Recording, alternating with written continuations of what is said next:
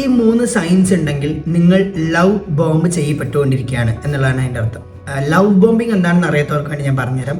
അതായത് തുടക്കത്തിൽ ഇനീഷ്യൽ സ്റ്റേജിൽ ഭയങ്കരമായിട്ട് സ്നേഹം ഇങ്ങനെ വാരിക്കോരി ചൊരിഞ്ഞു തരും. എന്നിട്ട് പെട്ടെന്നൊരു സിറ്റുവേഷൻ എത്തുമ്പോൾ ഇതെല്ലാം സ്റ്റോപ്പ് ചെയ്തിട്ട് ആ വ്യക്തി പോകും. അതൊരു മാനിപ്പുലേറ്റീവ് ടെക്നിക്കാണ്. ഇങ്ങനെ വരുന്ന സമയത്ത് നിങ്ങൾക്ക് ആ വ്യക്തിയില്ലാതെ പറ്റില്ല എന്നുള്ള സിറ്റുവേഷനായിട്ട് നിങ്ങൾ ആ വ്യക്തിയുടെ പുറകെ പോയിക്കൊണ്ടിരിക്കും. അയാൾ പറയുന്ന എല്ലാം നിങ്ങൾ ചെയ്യും. എന്താ പറയുക, ഒരു അടിമയാക്കി വെക്കുന്ന രീതിയാണ് ഈ ലവ് ബോംബിങ് എന്ന് പറയുന്നത്. അപ്പോൾ ഈ 3 സൈൻസ് ഉണ്ടെങ്കിൽ നിങ്ങൾ ലവ് ബോംബ് ചെയ്യപ്പെട്ടുകൊണ്ടിരിക്കുകയാണ്. അതിൽ ആദ്യത്തെയാണ് നേരത്തെ പറഞ്ഞ പോലെ തുടക്കത്തിൽ ഭയങ്കരമായിട്ട് അഫെക്ഷൻ നിങ്ങൾക്ക് തരും. അഫെക്ഷൻ എന്ന് പറഞ്ഞാൽ നിങ്ങൾ പ്രതീക്ഷിക്കാത്ത രീതിയിൽ ഇത്രയും കെയറിങ്ങും ഇത്രയും സപ്പോർട്ടീവും, അതായത് നമ്മൾ എക്സ്പെക്റ്റ് ചെയ്യുന്ന സമയത്തിനേക്കാൾ കൂടുതലായിട്ട് ആ വ്യക്തി പെട്ടെന്ന് തന്നെ നമ്മളിലേക്ക് അറ്റാച്ച്ഡ് ആവുക, ഭയങ്കരമായിട്ട് സ്നേഹം തരിക, അങ്ങനത്തെ ഒരു സിറ്റുവേഷനിലൊക്കെ.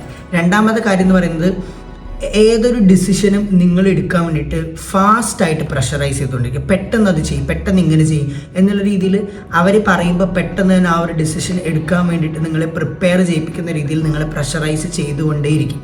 തേർഡ് വൺ എന്ന് പറയുന്നത് നിങ്ങൾക്ക് സ്പേസ് വേണമെന്ന് നിങ്ങൾ പറയുന്ന സമയത്ത് ഭയങ്കരമായിട്ട് ആ വ്യക്തി അപ്സെറ്റ് ആവും. അപ്പോൾ എന്തിനാണ് സ്പേസ്, അതിൻ്റെ ആവശ്യമൊന്നുമില്ല, അങ്ങനെയുള്ളൊരു തോട്ടിലേക്ക് വരും. അതായത് അങ്ങനെ ഉണ്ടെങ്കിൽ മാത്രമേ ആ വ്യക്തി സ്പേസ് എടുക്കുന്ന സമയത്ത് നിങ്ങൾ അയാളുടെ പിന്നാലെ പോകുള്ളൂ. അവസാനം എന്താണ് ആ ഒരു അറ്റാച്ച്മെൻറ്റ് ഇഷ്യൂ ഉള്ള കാരണം നിങ്ങൾ അയാളുടെ പിന്നാലെ പോകുള്ളൂ. അപ്പോൾ നിങ്ങൾ സ്പേസ് എടുക്കുന്ന സമയത്ത് അതിൽ അയാൾ ഭയങ്കര അൺകംഫർട്ടബിൾ ആയിട്ട് ഫീൽ ചെയ്യും. അപ്പോൾ ഈ 3 സൈൻസ് ഉണ്ടെങ്കിൽ ഡെഫിനറ്റ്ലി നിങ്ങൾ ഒരു ടോക്സിക് റിലേഷൻഷിപ്പിൽ തന്നെയാണ്.